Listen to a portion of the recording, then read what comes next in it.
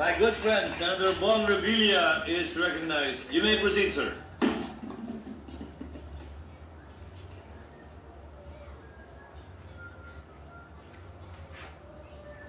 Mga kababayan, mga kasama kong lingkod bayan, mga kapwa ko senador, isang taus-pusong pagbati sa inyong lahat. May hirap sundan si Senator Grace at si Senator Cynthia.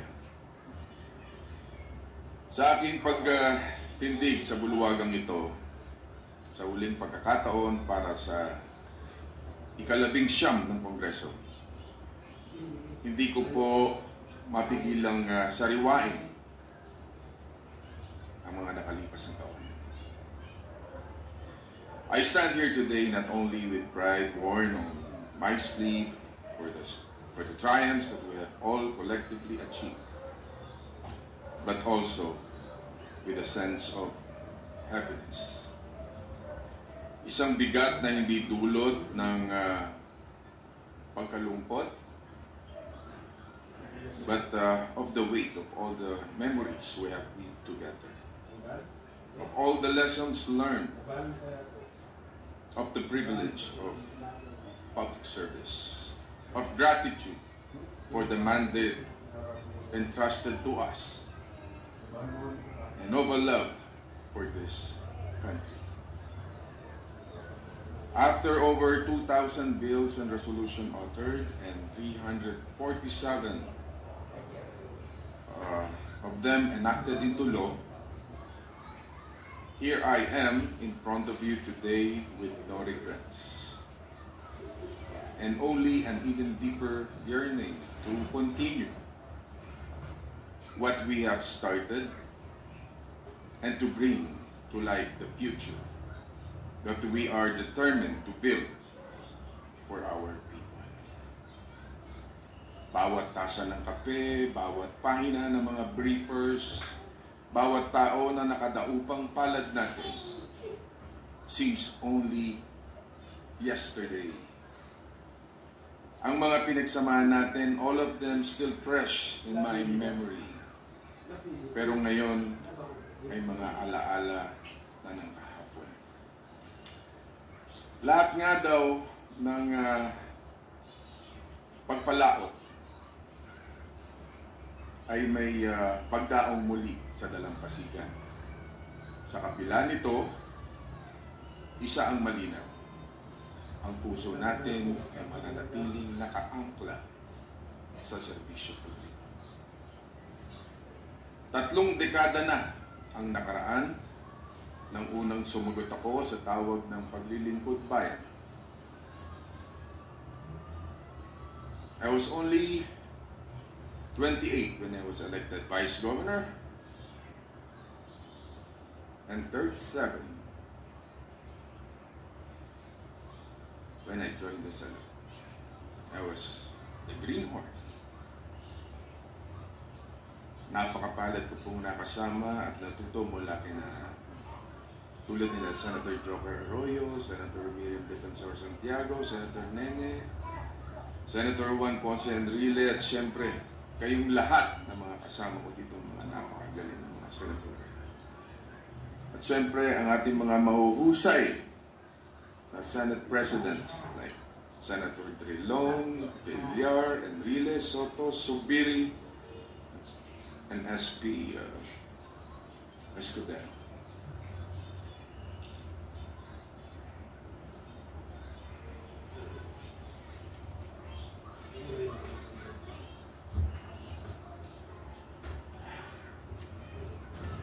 Mga leader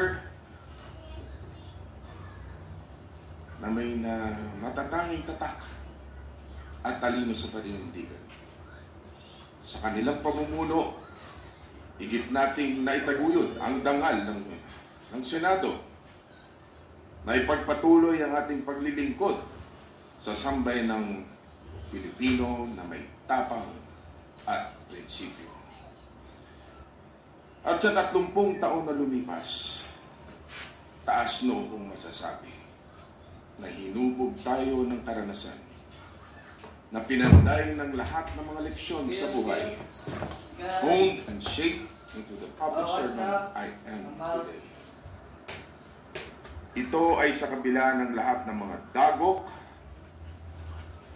at pagsubok na waring malakas na alon na humampas sa aking paglalakbay.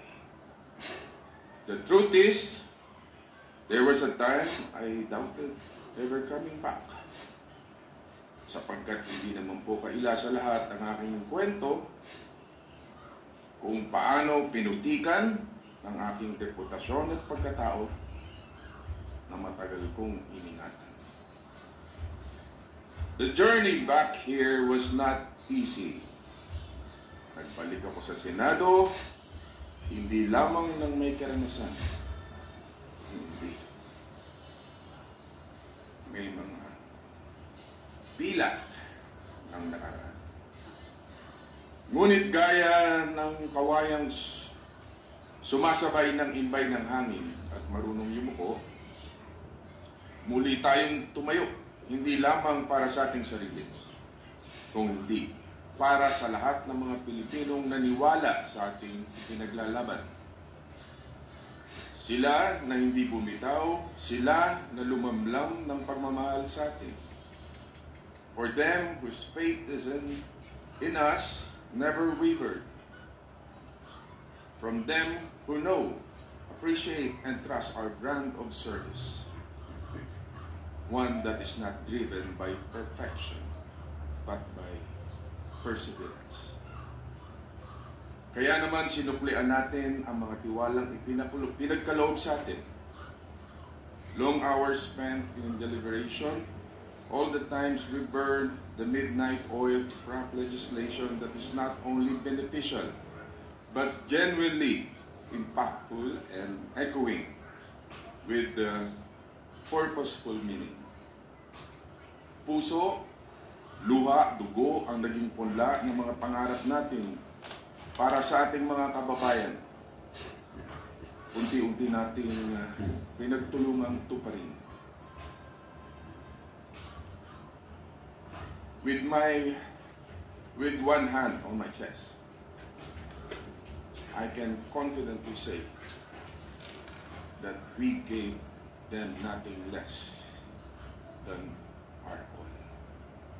Hindi para sa papuri o pagkilala, ngunit bilang pagtupad sa sagradong tungkulin ng ating sinumpaan sa ngalan ng serbisyo. Hindi man laging laman ng mga pahayagan. Hindi man laging nabibigyang espasyo sa prime time. Saksi ng mga pahinga ng kasaysayan kung paanong tinaguyod at itinaglaban natin lalo na ang mga kababayan natin hingkos sa buhay.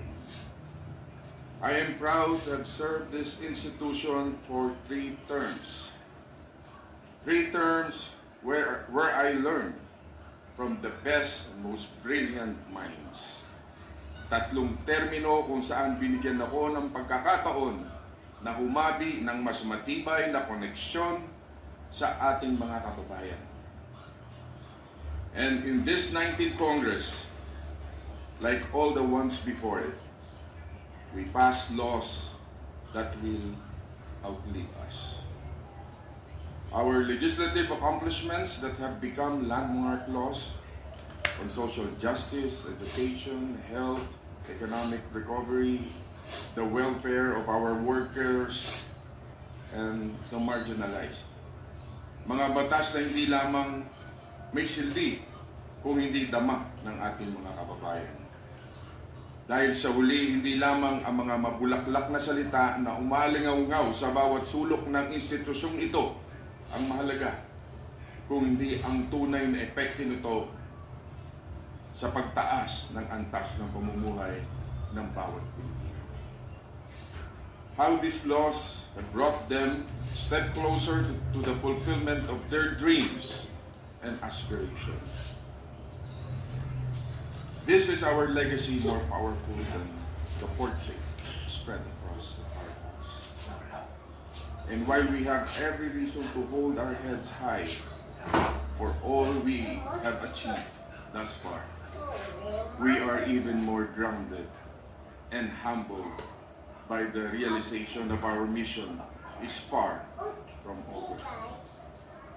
It is true that there is still much to be done, but I look at it more than just a challenge, but as a fountain of strength from which we will draw our purpose even more.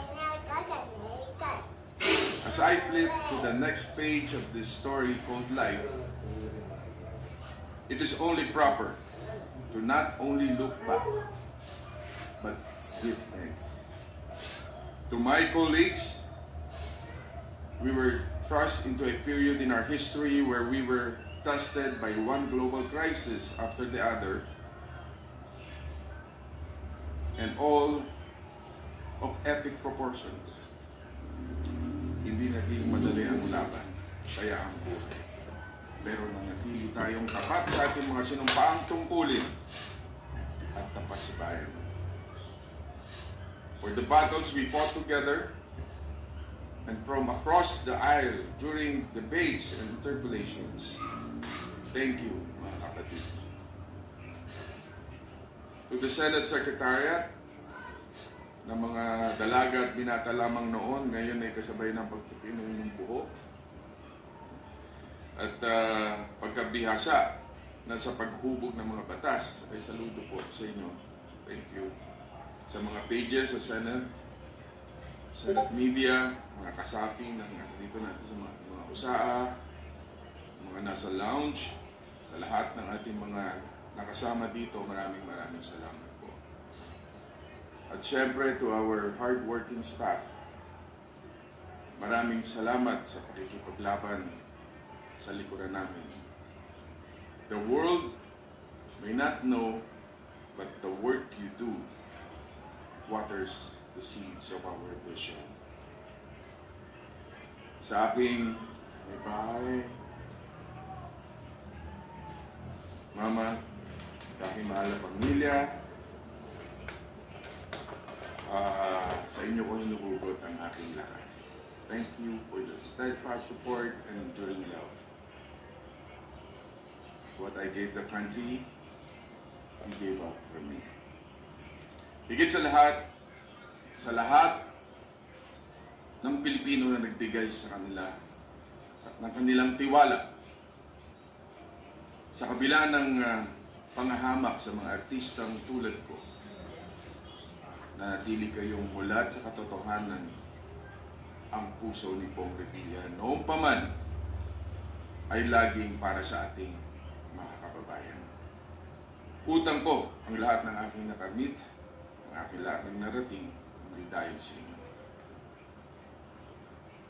Kayo ang kaluluwa ng bawat titik at letra ng mga batas na inukit sa kasaysayan sa ngalan ng inyong kapakanan. It is my hope that you have felt me as your senator. Hindi lamang salita, kung hindi sa action. It pains me to have faced defeat in the elections, not for the loss of title or position, but for the missed opportunity to continue the honor and privilege of being the voice of our people in this chamber. Pero hindi naman po ako nangangamba dahil nandito lahat ang mga magigiting at mahuhusay natin senador na tulad natin mapagmahal sa bayan. And while I will never regret fighting the good fight for our people, the only sorrow that lingers in my spirit is in this, that dreams left the earth, as well as the reforms we were still so ready to pursue and fight for. Pero sa nakatakdang panahon, alam natin na ang panghihinayang na ito ay mapapalitan ng kalinawan. Na ang mga tanong ay matutumbas ang dig ng kasagutan.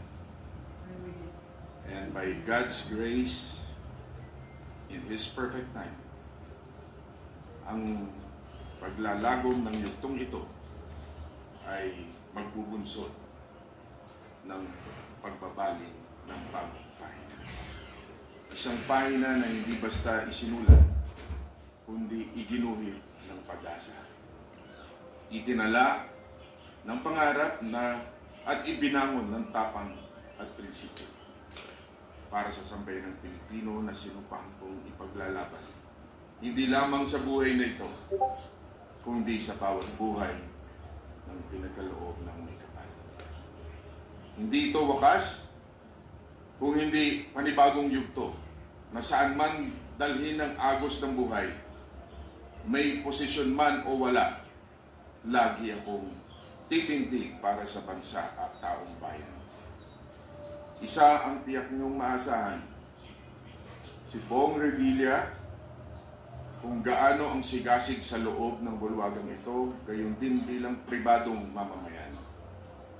Today, maybe goodbye for some, while for others, it may be a transition.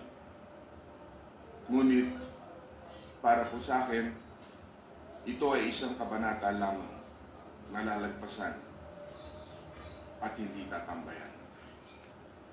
And as I walk away from this podium, one final time this evening, I do so not with finality, but with renewed and strengthened resolve. Dahil ang tunay na paglilingkod ay hindi napapatid sa pagwawakas ng termino. Ito ay habang buhay na panata.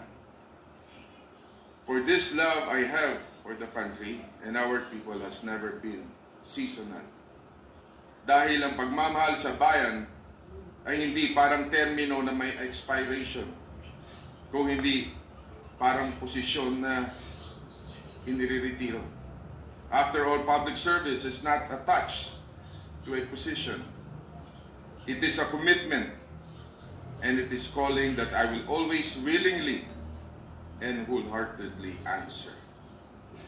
Laging maninindigan sa tama, bitbit ang dangal ng bayan, at pusong alay sa sambayanan.